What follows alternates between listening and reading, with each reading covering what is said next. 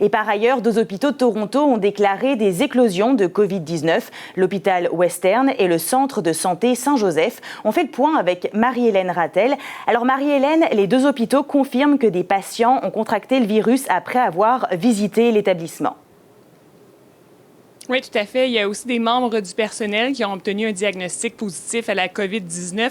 Du côté du centre de santé Saint-Joseph, on parle d'au moins 20 infections. Du côté de l'hôpital Western, il y en a au moins 9 pour l'instant. Et j'ajoute qu'il y a aussi le centre de santé et de toxicomanie de Toronto, CAMH, qui a déclaré une éclosion parce que 2 patients ont été infectés avec la COVID-19. Aujourd'hui, le maire de Toronto, John Tory, a réagi à ces nouvelles éclosions. Et malgré tout, il se dit quand même encouragé par le bilan qui est légèrement à la baisse aujourd'hui dans les derniers jours. Il croit aussi que les mesures annoncées récemment de reconfinement partiel vont aider pour maîtriser cette crise.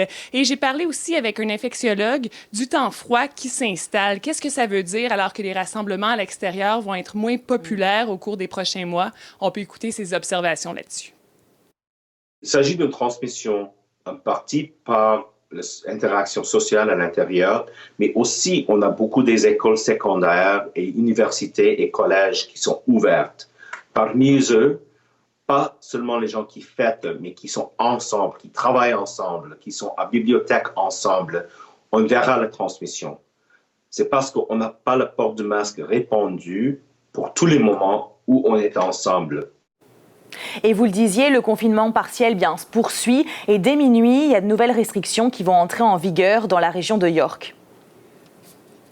Oui, au nord de Toronto, les salles à manger des restaurants devront être fermées. Même chose pour les salles d'entraînement, les cinémas. Et ça inquiète beaucoup les restaurateurs, je vous dirais, parce que c'est une mesure qui va être en place pour 28 jours au moins, selon le gouvernement. Mais on se prépare au pire. On s'attend à ce que ça pourra durer plusieurs mois, peut-être même tout l'hiver. Voici justement quelques réactions.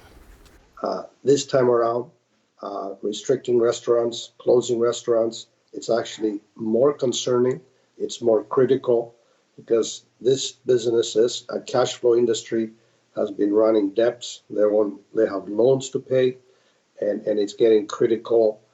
They're at the edge of a cliff right now. À mon avis, il faut qu'on prépare pour le pire. Maintenant, vous pouvez voir, c'est 13 degrés, on n'a que la terrasse, il y a 2 couples sur la terrasse et c'est pas comme ça, on va survivre l'hiver. C'est pas tous les restos qui peuvent faire les plats importés non plus. Donc, la région de York qui, dès minuit, va se joindre à la ville de Toronto, la région de Peel et Ottawa, les zones chaudes vraiment de contamination de COVID-19 pour ce reconfinement partiel. Oui, puis une situation pas facile pour certains. Marie-Hélène à Toronto, merci.